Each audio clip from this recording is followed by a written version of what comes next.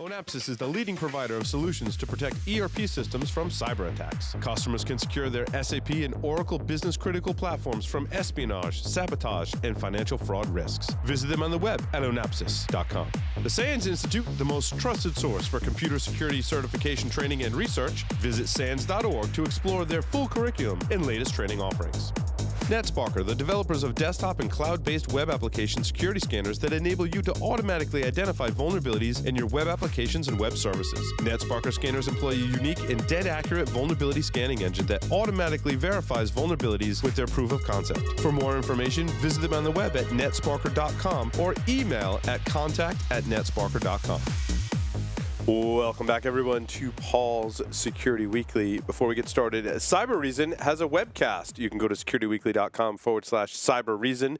Joff Thayer and myself are going to talk about the struggles that people go through to detect indicators of compromise in your environment, some suggestions that we'll have on threat hunting, and then Ross from Cyber Reason is going to talk about some of their solutions and services that help organizations with that today. So check it out at securityweekly.com/Cyber Reason. Doug, we got Providence HackerCon coming up. securityweekly.com/ProvHackCon. If you want to come to our conference that's for the children, it's for the children of the Cyber Patriot program here in Rhode Island. However, we're opening that up to others who are interested in helping the youth of today become involved in cybersecurity. We'll be presenting, not together, separately. We're going to be presenting Jim Langevin, congressman here in Rhode Island. We'll be presenting Ron and Cindy Gula, who are now angel investors in cybersecurity, are going to be presenting as well. So come, if you're passionate about getting youth involved in cybersecurity, please come to our conference, securityweekly.com/ProvHackCon. Doug, I don't know if you have anything else to add on that. Please go register and show up. It should be fun. It's kids from Cyber Patriot, so this is like high school students and even middle school students who are giving up their time to learn about this stuff because they want to get into the field. And one thing all you people out there should know by now is that you got to keep people in the community. You got to get involved in the community so that you know people, because that's who you can ask questions to when you have those questions, because you can't always just rely on me. So at some points you have to go out and ask other people like Ron or Paul or some of these other people that might know something, and that's how you learn. And we want people to be able to learn about cons and how cons work and all this kind of thing, so they can get involved in the community. Our con will be on October 21st on a Saturday at the Providence Public Library here in Rhode Island. And Roger Williams University downtown. So, it's going to be awesome. Yeah, can't wait. Should be fun. Ron Levi is, of course, with us. He was born in Israel in 1975. In 2007, he started the Making History podcast, which has become the most successful podcast in Israel with over 10 million downloads. That's impressive. Thank you. He studied electrical engineering at the Tachyon Pulse, Technion Institute of Technology, and worked as an electronics engineer and programmer for several technology companies, and now does podcasting full-time. Rock on. We do podcasting full time. It's awesome. So much fun. Ron's offered 3 books, one on perpetual motion. Perpetual motion machines. That was my fetish when I started in researching the history of technology. Awesome. Interesting.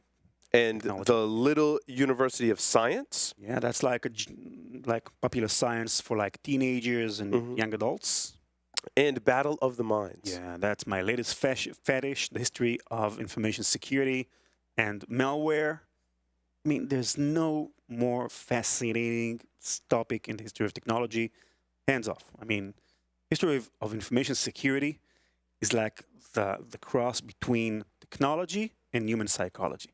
For me, it's the ultimate storytelling adventure. It's amazing. So how did you get your start in information security? How did you transition into, from technology into security? I began, as you said, I started as an electronics engineer. And then when I moved to software, you inherently you start learning about security and building secure software, etc. So it's interesting. You got to be interesting.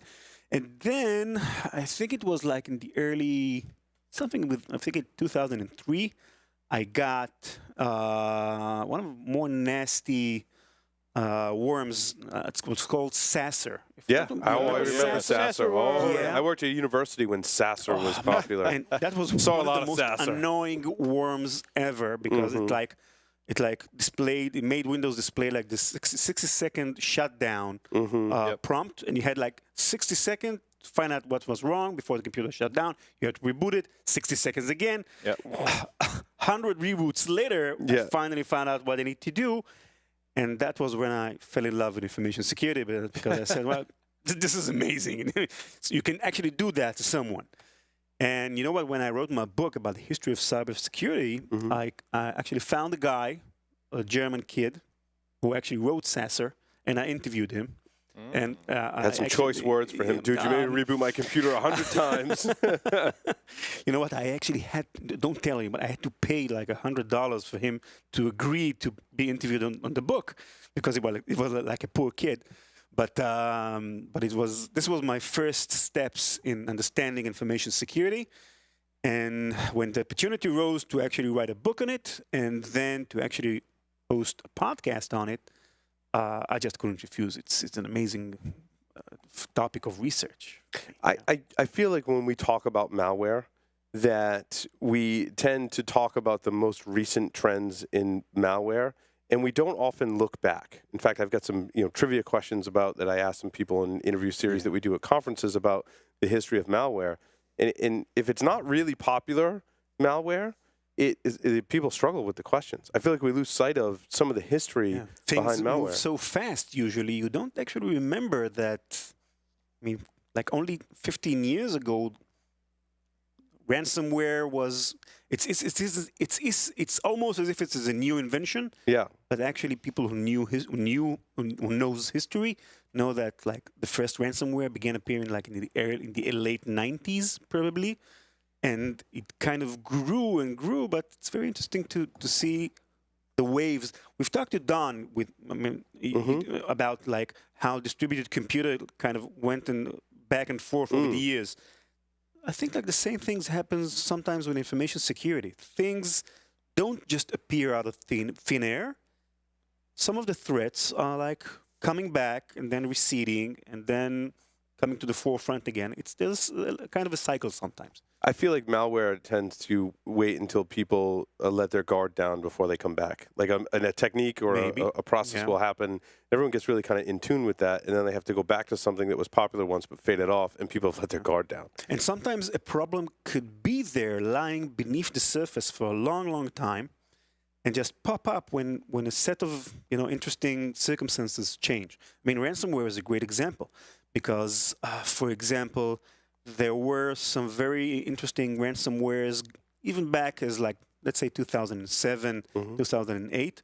What was missing in 2007 and 2008? Bitcoin. Bitcoin, exactly.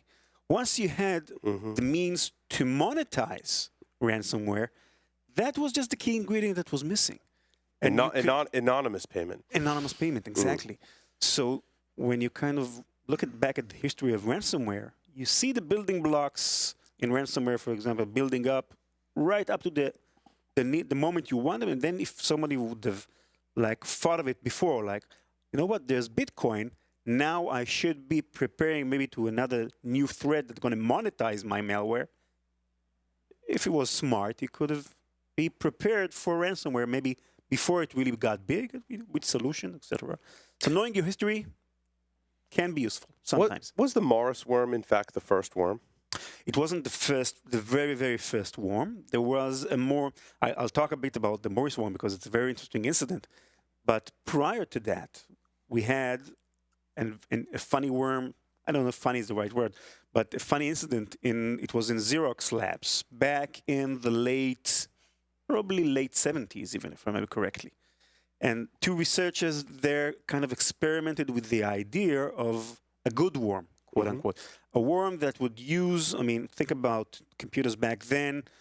They were connected inside the building, but there was not a lot going on in the network just in terms of distributed computing back then. There weren't many applications using all that cycles at night, for example, where people were going home and the computers were just staying there.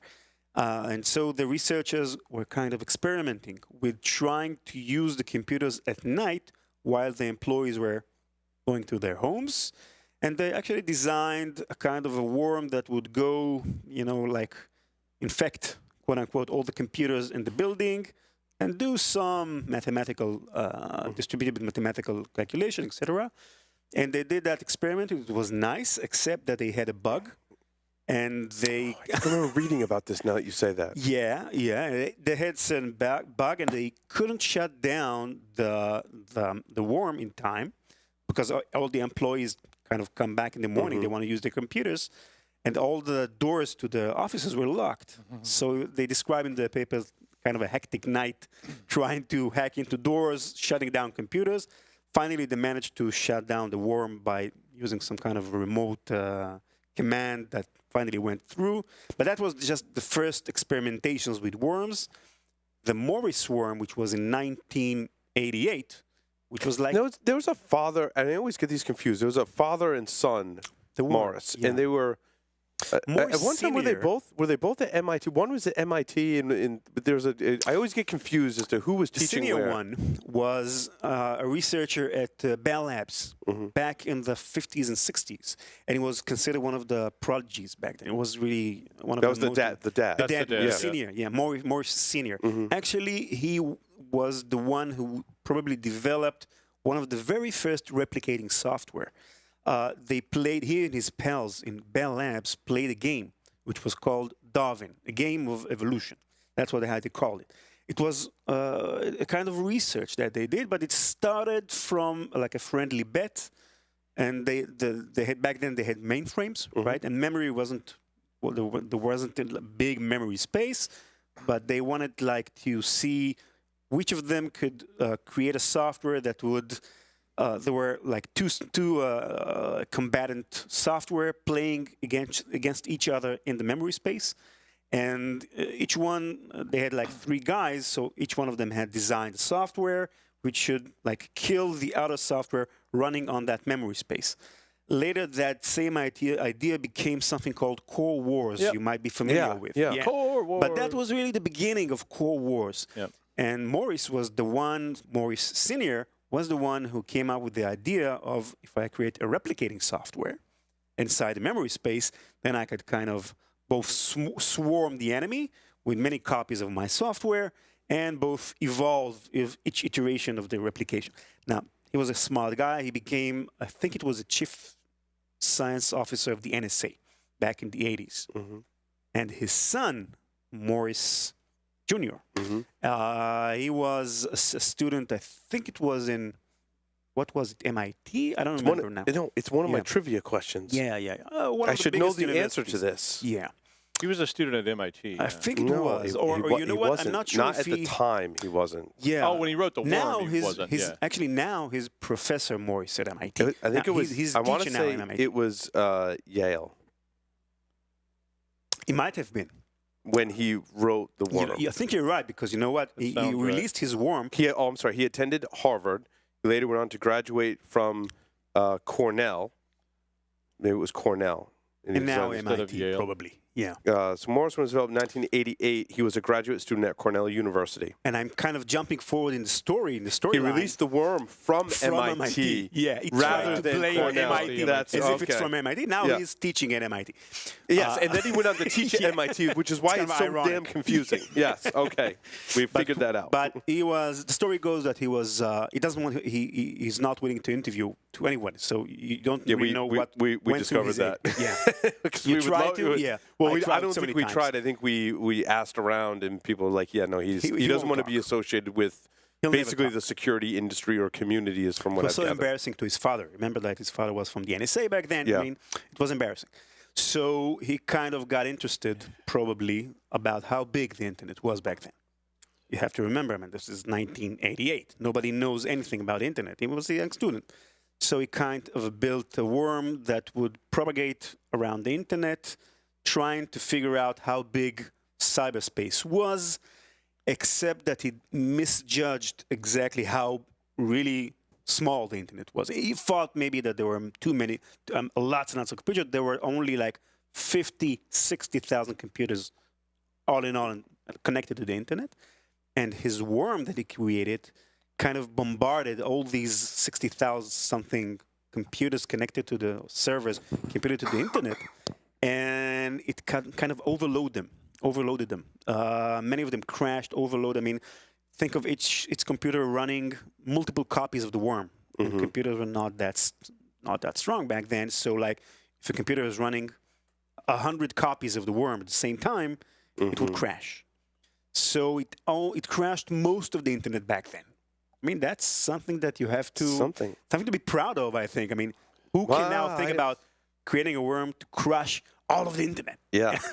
He was also the first person convicted under the Computer Fraud and Abuse Act at the time. Don't want to be the first. We talked about passed in 1987, and you don't want to be the first person. Don't want to be the first. They made an example. It was I mean, I've got the Wikipedia page for whatever that's worth.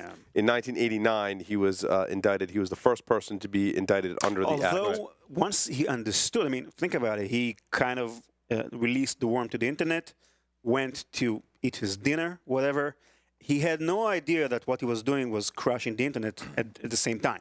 So once he got back to his computer, understood that something very big was going on, he tried to apologize. He tried to tell people how to kind of disable the worm, but all the email servers, all the forms went down. So fiduciary harm. Yeah, he couldn't tell anyone. So later he turned himself into the police and admitted about everything. He was a good kid. Well, basically. to defend him, I mean, I wrote tons of Core War stuff. I mean, we had Core Wars on the mainframe, and I could very easily argue about how a student who is fooling around with something like Core Wars, which we were fooling around with on the mainframe, and it all the time got out of hand, but it was in a shell. Yeah. So the shell would crash, but, okay, that was sort of the objective of the game.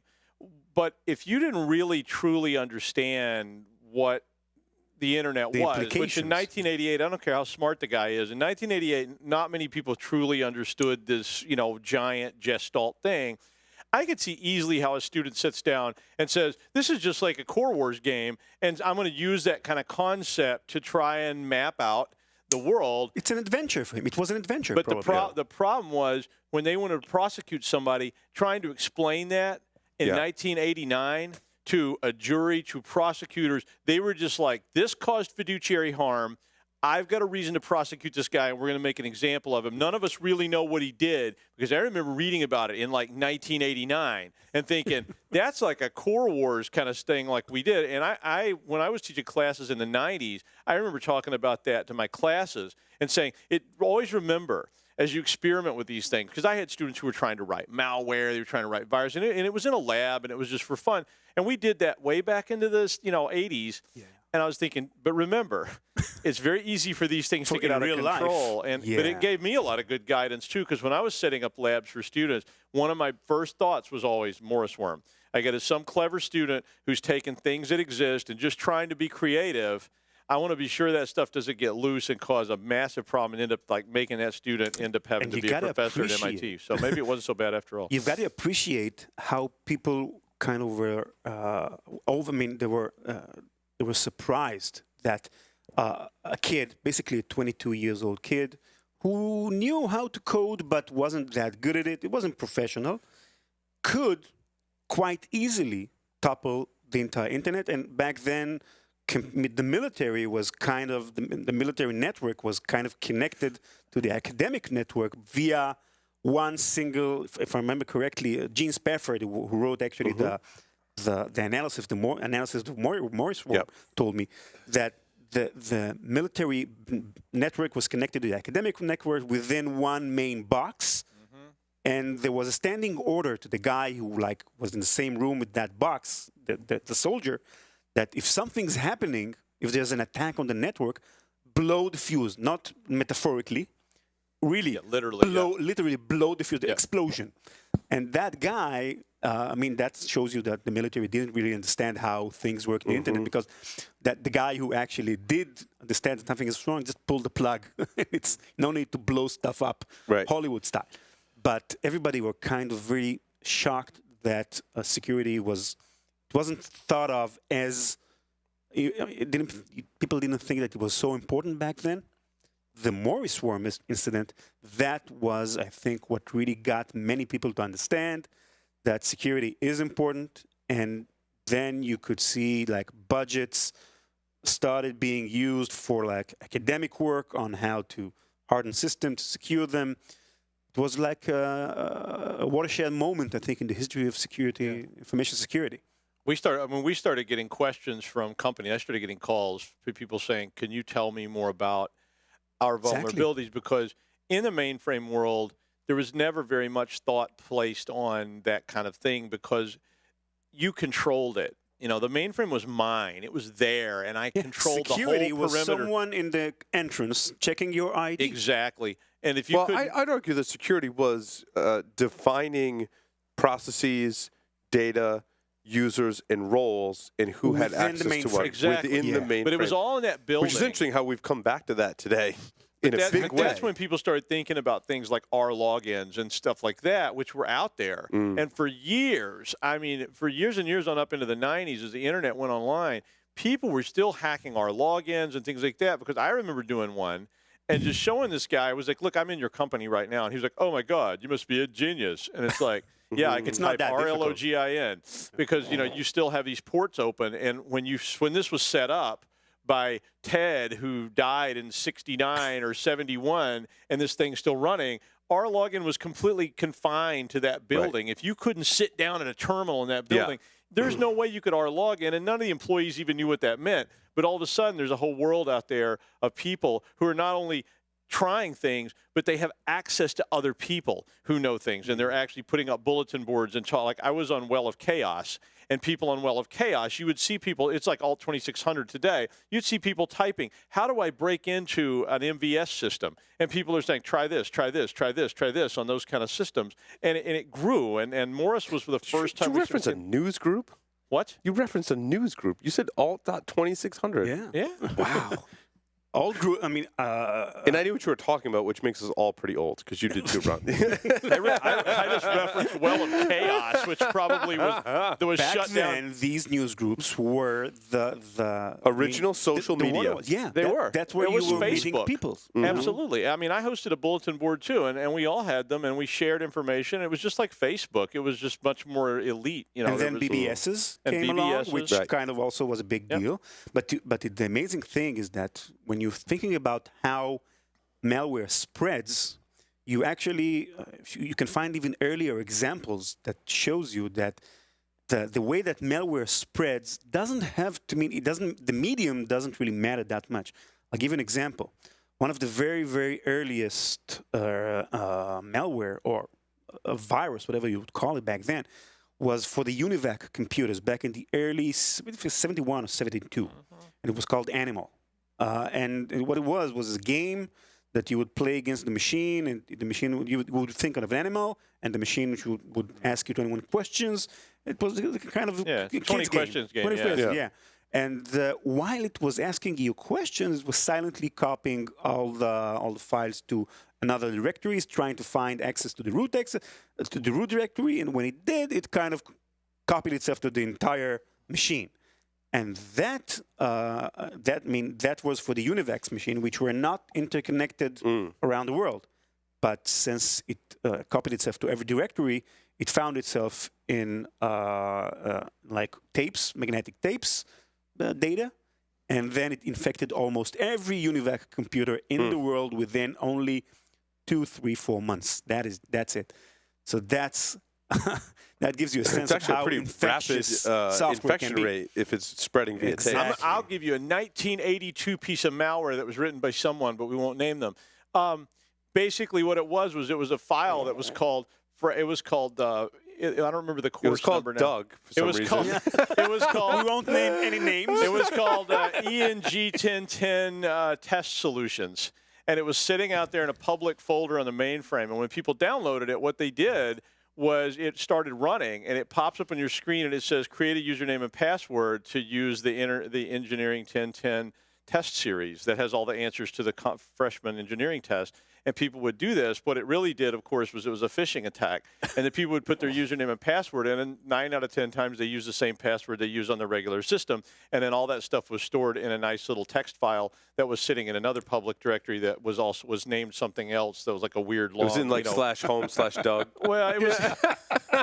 It wasn't like a long, nasty, scary-looking kernel-type name. In And, slash shows you how Doug the basic public ideas folder. of social engineering Yeah. hasn't changed Absolutely. a bit. And you could just cat that file anytime, and then anybody you didn't like out there in the engineering lab, you go, oh, that's logged off. But one of the funniest things that have came up with all my investigations was that, viruses were kind of reinvented over and over and over again because the idea of self-replication is quite easy with software.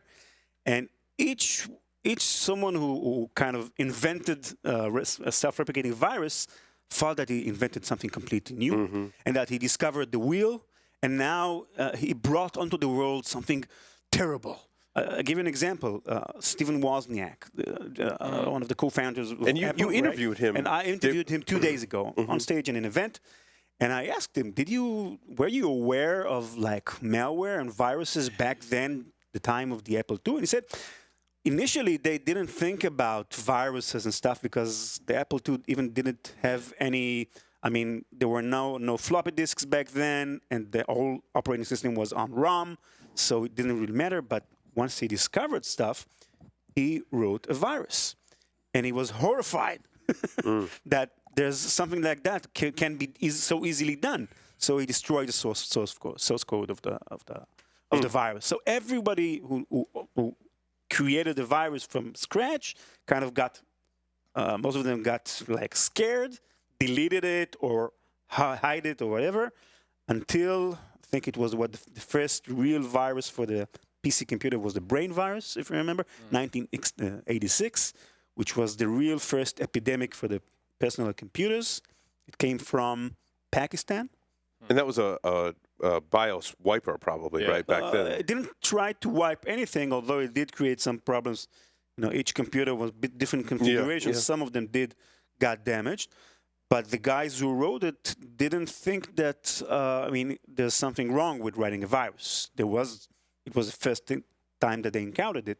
So they actually wrote, there was two guys called Amjad and something from Lahore in Pakistan, and they wrote the name of their shop with their telephone address. Yeah. Come shop with us, something like that. And it spread all over the world so fast. And then they got bombarded with phone calls from journalists all over the world. And I think that was Mikko Hipponen, who visited them like 2-3 years ago, still in the same shop in Pakistan.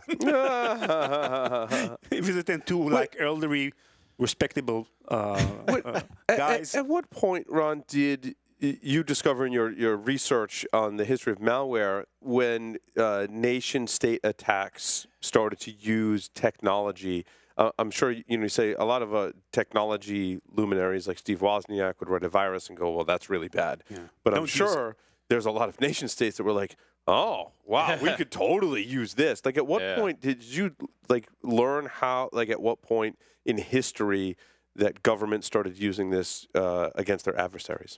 That's a good question. We'll never know for sure, I guess, when each country kind of got the whiff of the stuff. But the early 2000s were like the watershed period where the internet really started expanding all around the world. Governments started playing with the ideas. You got to see some of the very early useful Trojan horses and spywares. And I think it was probably the Stuxnet one that kind of blew it publicly away. Everybody became aware. It blew some things up, certainly. The Stuxnet worm, for if none of someone in the audience really doesn't nothing before, when we had floppy drives, nothing in the mid-'80s or later that you found in your research that would indicate that governments and nations... Nothing governmental, right. There were lots of spyware before that. There were lots of industrial espionage cases before that. Okay. But I think the very first real example of that we know of cyber weapon that we know of is Stuxnet. And I think Stuxnet was discovered in 2010, I think it was. Might be 2011, but I think it was 2010. But it was in place operating for at least 4 years prior to that. So we can assume that the early 2000s was when governments started playing with the idea, creating units, specialized units to start developing ideas. And it kind of matured during the mid-2000s. And of course, now we're seeing like an explosion of cyber weapons. Now it's just standard operating procedure. Exactly. Yeah. Snowden kind of like showed us how capable... Prevalent it was. Yeah, I mean, the NSA's got such a portfolio of cyber weapons. Back then in 2013, it was even. So Stuxnet was, I think, really a very interesting example of how cyber weapons can be used in the physical world. How deep did your research go into Stuxnet? Talking with people, trying to get a sense of what it was. It stopped secret. Nobody would talk to me on the record, of course, telling me exactly what went on. You hear lots of rumors. You have to discard several of them. Actually, I think American journalists mostly did a good job with like talking with like, I think it were more American politicians who told lots of stuff. But most of what we know now is probably true I would assume to say 90% true. Most of the speculations are right because we've got several confirmations for lots of stuff. The movie Zero Days, how accurate in your expert opinion is that movie? The people who I've talked to said it was mostly correct. Mostly correct. There were, of course, here and there embellishments. Probably, I mean, several mistakes here and there, but it was mostly correct. So we know a lot. It was a great example. Don't forget that right after Stuxnet, we had Flame and Duco, which were like another step up in cyber espionage, because Stuxnet was meant to harm uranium enrichment centrifuges in Iran, but that it was very specific. I mean, it was tailor-written for that purpose, and then it was very specific for some time until it got out of control. Yeah. Then it was much less specific. But even then, when it kind of spread out of control and it infected computers all over the world, it never caused any harm, because the set of conditions for it to actually harm any industrial machine, it didn't outside of Iran, anywhere. I mean, it was a set of specific requirements. Just to give you a sense of how specific it was, it had to discover 2 specific chips in the chipset of the SCADA machine, the industrial control unit, and then it would wait until the machines would measure the rotation, velocity, and frequency of the devices. It had to be a specific rotation speed, and only then, once it discovered specific set of conditions, would it do something. And it never did anything outside of that specific conditions, which means that it never harmed any industrial That's interesting. plants. So it was found in other plants, but never It did infect them, but it never went active. The payload wasn't initiated. There's a very specific set of way that you do centrifuging of uranium. Exactly. I used to work at a place that did it. And it's very, very specific on that piece of equipment, how you do that. And everybody follows it exactly, because if you don't, you get poor quality results. So they always, it's like surgery. They do the same thing every time with the same rotations. Plus, it's dangerous. So when you're centrifuging radioactive elements, you have to be very careful about the speeds and how they progress. So they were able to, because they knew what it was. I mean, the people that wrote Stuxnet knew exactly what those specs were. Exactly. Because they had what the movie said is they had not just the intelligence, but the actual same hardware. Well, yeah, that was running inside. The Iranians learned this from other people who had done it before, who shall remain nameless, who wrote the specs back in the 60s and the 50s, and they knew how to do it, or even maybe before that. But they had all that together, so they knew they were doing the exact same thing that everybody else was doing, because there's just one way to do that particular process. So they could write this very narrow set of requirements, which makes it even more nation-statey to me, because it's like, we're not really doing harm. This is a weapon that's targeted a very specific target. It's a surgical strike. Right. Yeah. But there was also, I mean, you have to consider that once Stuxnet was discovered, now the code is open to the entire world, and that's, I think, what's the real damage of Stuxnet. Now you can tweak their requirements. Now, civilian hackers can take the code, disassemble it, reverse engineer it, and learn how to do stuff that was once only available to nation states. Right. And that's, I think, the real risk when you're letting these sophisticated weapons loose out in the world. And I think we've seen that now with like WannaCry and the Eternal Blue exploit the NSA lost to the shadow brokers. That's the real damage, because even if WannaCry, so you've got a proper antivirus, you won't get WannaCry. But now, like there are a million hackers around the world who have that exploit, thinking of things, how to tweak it, manipulate it.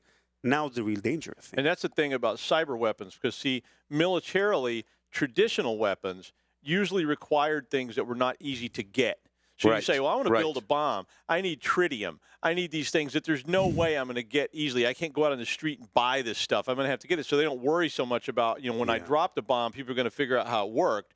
So, but with this stuff, once I drop the bomb, it's just out there, and anybody can go in and change those specs and attack all kinds of SCADA machines. So they can go after any kind of SCADA machine that has those same chipsets in it doing anything. And there's another big difference between, cyber weapons and like nuclear weapons or chemical weapons, biological weapons. These kinds of weapons, they kind of sit in warehouses, bunkers, well protected. You never use them. You basically, they stay in the bunker, they don't get out. But if you've got a cyber weapon, you can't sit on it, right? You have to use it, because who knows, 2 months from now, it's obsolete. It's obsolete, right? You have to use it. And it's kind of a powerful thing to let loose in the world, and it's obviously a problematic weapon. Although I have to tell you, honestly, while reading and like researching cyber weapons, past and future and present story, I'm not that certain that, what I'm trying to say that there's a lot of hype on how dangerous cyber weapons really are. Because I'm an engineer, okay? So basically what my thoughts are always that I don't trust machines blindly ever. If I'm building an aircraft, for example, and it has fantastic electronics and software and fly-by-wire, whatever, I always would like to have some sort of a manual override, just in case. And I'll give you an example. Like there was a famous strike against the Ukrainian power grid 2 years ago. And it was a very sophisticated strike, and the attackers, probably Russian, managed to down the grid for about 6 to 7 hours, I think it was. And it's not something. It's nasty because Ukrainian winter. It's very cold. No power. People get hurt. But all in all, finally, the guys from the power plant, they drove to the cars, to the substations, manually attached the process that they needed, and power was restored. So I think that we should be kind of mindful that there's a lot of hype involved. My gut feeling is that, especially in the US, but also in other places in the world, there's a lot of lots of civilian businesses, and like what's the military-industrial complex is like when the military and the government are working with subcontractors, commercial subcontractors, and these subcontractors are actually doing lots of the heavy lifting of creating stuff and intelligence, whatever. And those subcontractors have an inherent tendency to kind of hype up dangers and possibilities because they want the budgets. That's my personal way of thinking. If I was a company trying to get business from the government, I would play off all these fears, kind of feeding the press. This can be very dangerous. So we have to be a bit skeptical sometimes, really try to see what's dangerous and what is just like. But can I stick one? I want to stick one piece of fear back on there though about SCADA, and I agree with you 100%. And back near Y2K, I was definitely the person who was saying, "Come on, there's a guy with a wrench. He can go down there and turn the gas back on. The world isn't going to end." Peter Jordan. That's a good example. But here was the thing we learned when I've been working with the Joint Cyber Task Force in Rhode Island. We were assessing a lot of this for like state government, city, state, local kind of stuff. One of the things that I was told by a pretty wise guy, he was one of the engineering type people that ran SCADA. He said, "You're right. There's an old guy named Louie who knows going to go down there and turn that switch. The problem is, as this stuff has gotten more automated, there are fewer engineers who know how to go down in the tunnel and turn the switch. And he said, even though the capability may be there, one of the real risk and threat vectors for this is not that it can't be done. It's that no one remembers how to do it anymore. We don't have the tool anymore. So there is a threat vector that I kind of kept seeing sort of, and like you were talking about stuff coming back around.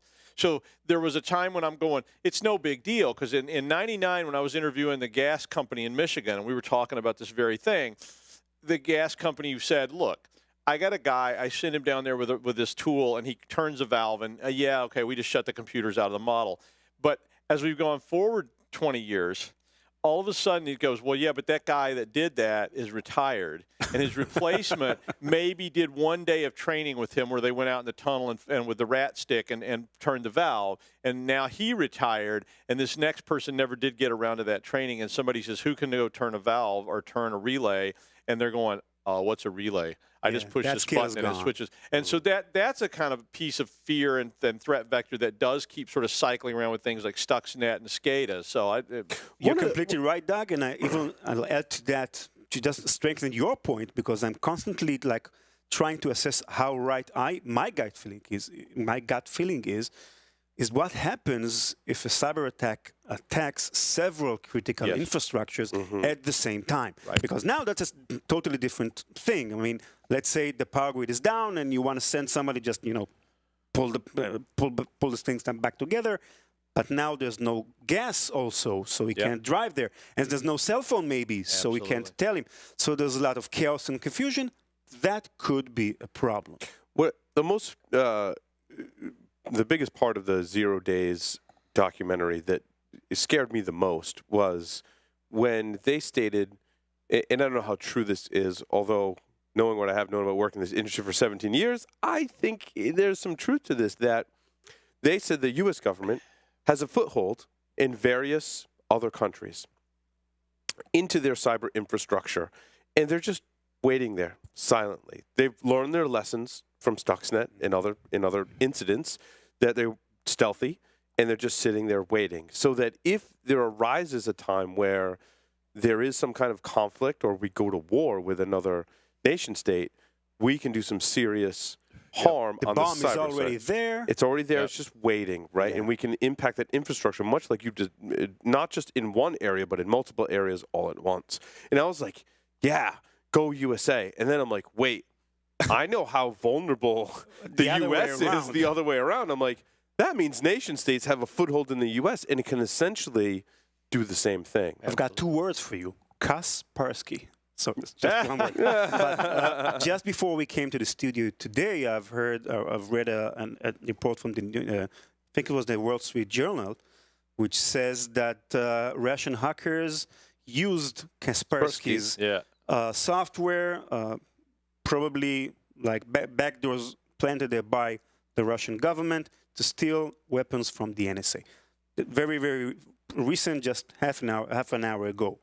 So I have no doubt that this is happening all over the world right now. This is Russian government spies extracted NSA exploits from a U.S. government contractor's home PC using Kaspersky Labs software. And of course, I don't know if you remember, it was like probably 13 years ago, the NSA managed to influence a standard of encryption. It was called Dual EFC, I think. I can't remember the exact name. But it was a standard of encryption that was standardized by the ISA and the NIST, which was kind of global. And the NSA managed to kind of tweak the encryption so that they could probably hack into each and every device that uses this encryption, or if it uses it without any specific modifications to that specific algorithm. So the NSA has been going at it for like probably 20 years. They're pretty good. Like Advantage NSA until they lose that capability and it leaks on the internet, and then everyone has that capability. Right before the show, we were talking about how I can't hardly think of an idea more Chinese than this long-term thinking of the move you're going to make. It's just go. I mean, it's just the game of go. It's very Chinese-like. It's very Chinese idea of 20 years from now I may need this, so why don't I build in these things into these EEPROMs now? And all these EEPROMs are in every single device all around the world. I mean, I don't want people to get paranoid. I don't like to be a fear monger, but to me, that kind of, underlying sneaky thing is a very, very long-term thinking, very strategic thinking. But it's long-term thinking and patient. And what's interesting is studying the Kung Fu, the Chinese martial arts, and having conversations with other people about various types of martial arts. In Chinese martial arts, you practice for 10, 15, 20, 30 years before you're proficient and can use it to really defend yourself or cause harm to your opponent, which is very different from Israeli martial arts, which becomes very practical much more quickly. So even their philosophy on martial arts is supporting your theory. And that's just a very Chinese kind of philosophical idea, is just play the long game. I don't need to rip your guts out today. I would rather rip your guts out 20 years from now because it's more valuable to me. Yeah. And that idea to me is just like, wow. And they were developing all this stuff way back when. So when I think about fear ideas, those are the kind of things I think about. And I was just involved in a military exercise where they were layering the attacks. They were saying, okay, this went down. Now a fire broke out. Oh, wait, the SCADA system that does the water just got attacked. And now, the stoplights all turned green, so there's total chaos. That's better at practicing those exercises. To practice this. Yeah. And, Ed SCOTUS of Counterhack Challenges has a challenge. You have to defend a virtual cyber city, and it's the same thing. You have to control the power. You have to control the water.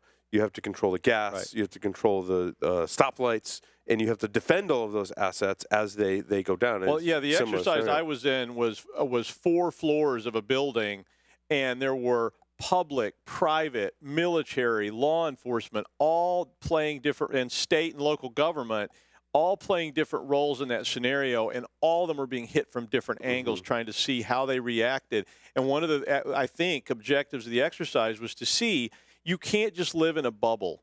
You can't just say, I'm law enforcement. Here's what I do. I go in with the blues on and I solve the problem. You have to worry that I can't even get to where I need to be because the Department of Transportation is down and all the stoplights have turned green and nobody can even get through the intersection. I don't know if you have blue lights or red lights or what. Everybody's sitting in gridlock. And then at the same time, there are threats and distractions hitting private enterprises like banks and other things just to keep everybody off balance. And I was going, if I was a nation state, this is how I would design my big attack. So I want to attack you. This is how I'm going to do it. One of my, this series of Malicious Life specifically is going to back up. Yeah. Malicious Life is one of your other podcasts. So you're still doing the Making History podcast. But that's in Hebrew. Making History is in Hebrew for the Israeli audience. Yep. Malicious Life is in English. And your books are all in Hebrew? They are, yes. Okay. Most of them are now being translated to English. Into English. And then, so Making History is in Hebrew. It is. But your an English-speaking podcast is Malicious Life. And what is Malicious Life about? Okay. So Malicious Life is about the history of information security.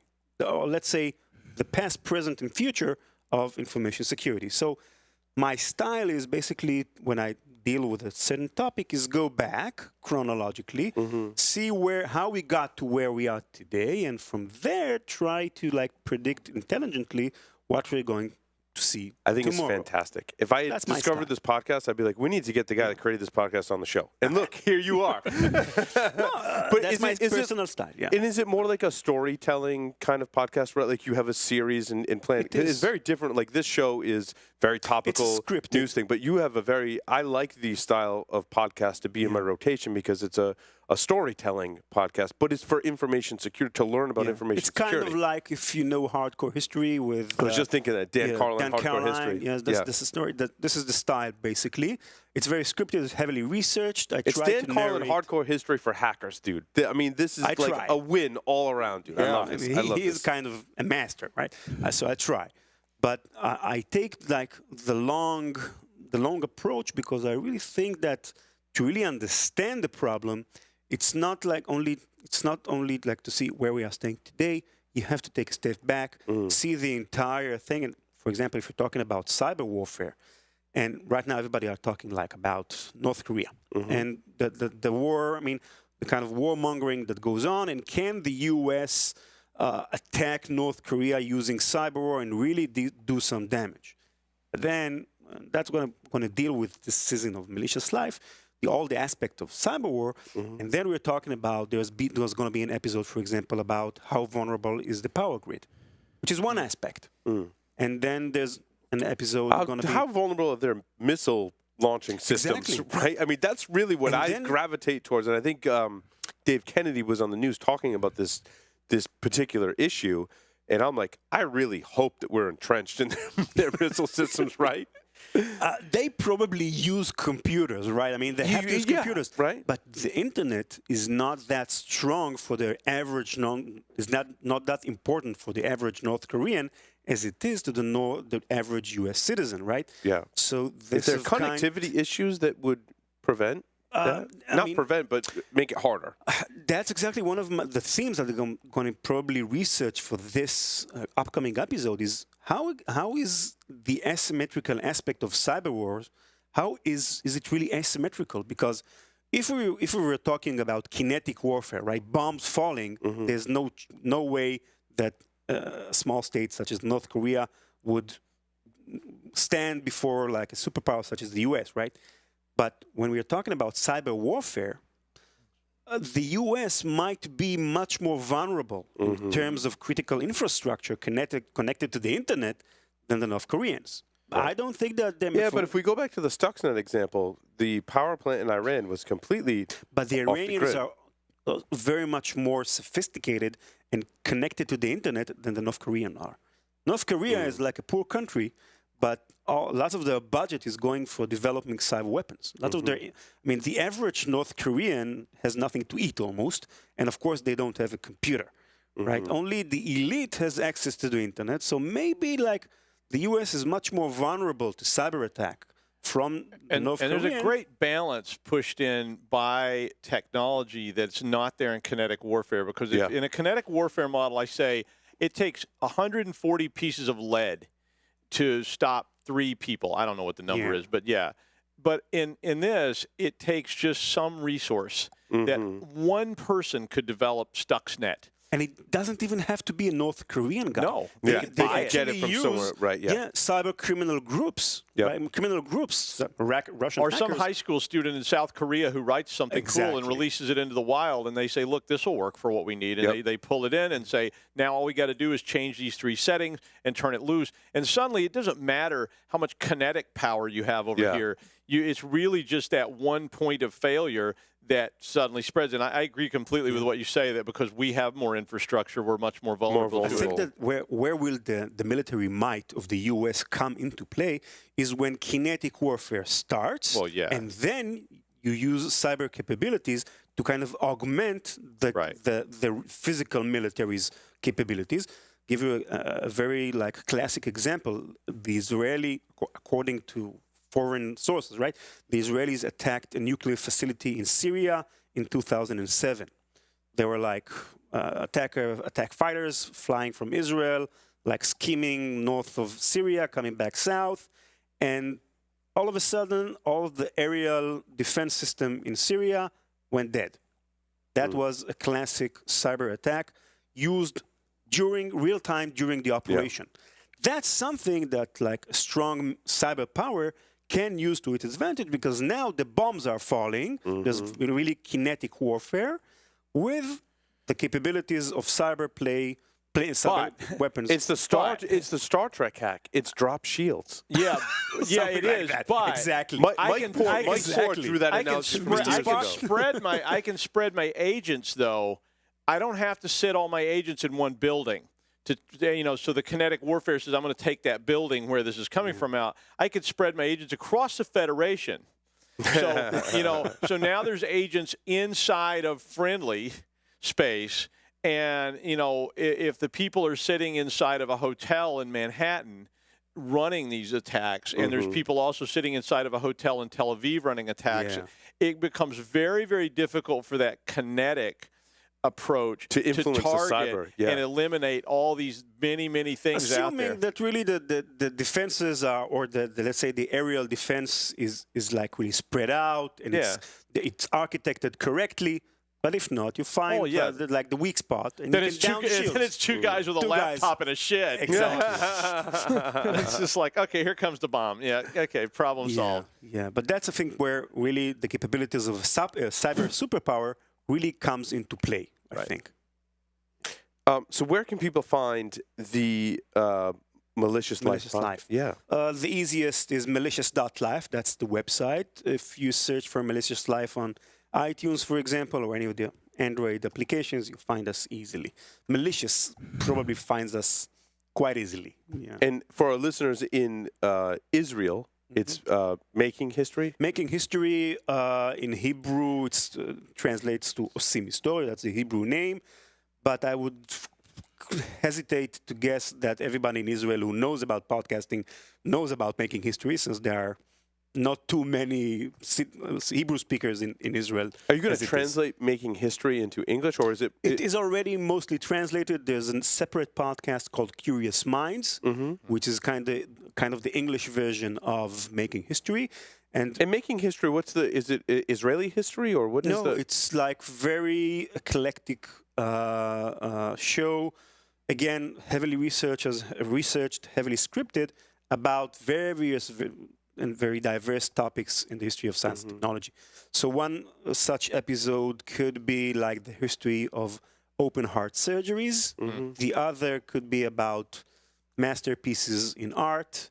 It's very diverse. My personal interests they spread you have a a lot long of way. Fetishes. Yeah, a lot of fetishes. Yeah, I got you.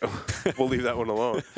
and so for our English-speaking audience, Curious Minds, if they find that podcast, that's kind of some of the English translations of Making History. Yeah, and it's all available, and of course, all the transcripts are also available. Like we said with the interview power with Don, of transcripts. With Don, before that, the power of transcripts is really very important. Curious Minds is cmpod.net for those who are interested.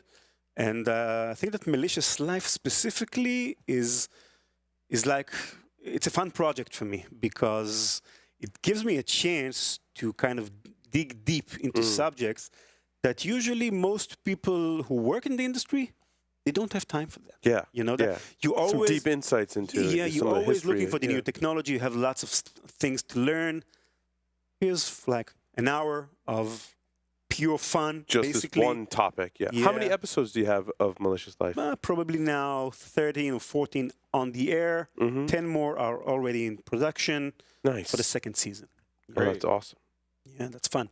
Fun podcast. Well, Ron, I just have 5 ridiculous questions for you. Shoot. Are you ready? This is our kind of like Inside the Actor. This is our version of the Inside the Actor Studio kind of style questions. 3 words to describe yourself. Likes to learn. That's good enough? Yeah, I like to learn. If you were a serial killer, what would be your weapon of choice? Can I say dildo? I mean, die by dildos. You just did. So beat you me heard out it here now first. if it's too bad. But actually, it's kind of a very humiliating way to die, I guess. It would be, yes. How do you say that in Hebrew? Dildo.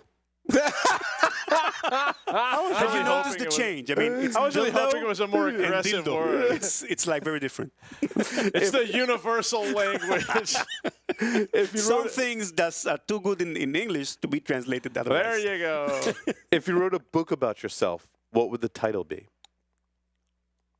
Not dildo. Dildo serial killer. Made history? It sounds good with Making History? I don't know. In the protections, I think.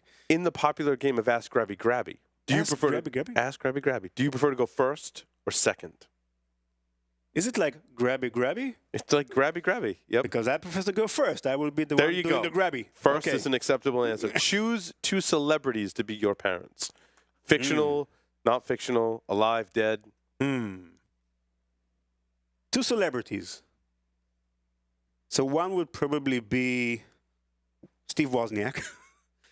I think he'd be a very cool dad. Yeah, I agree. Probably. Have you heard about the story about how he gave fake ID to the Secret Service? They once stopped him because he would print money and just give out fake money.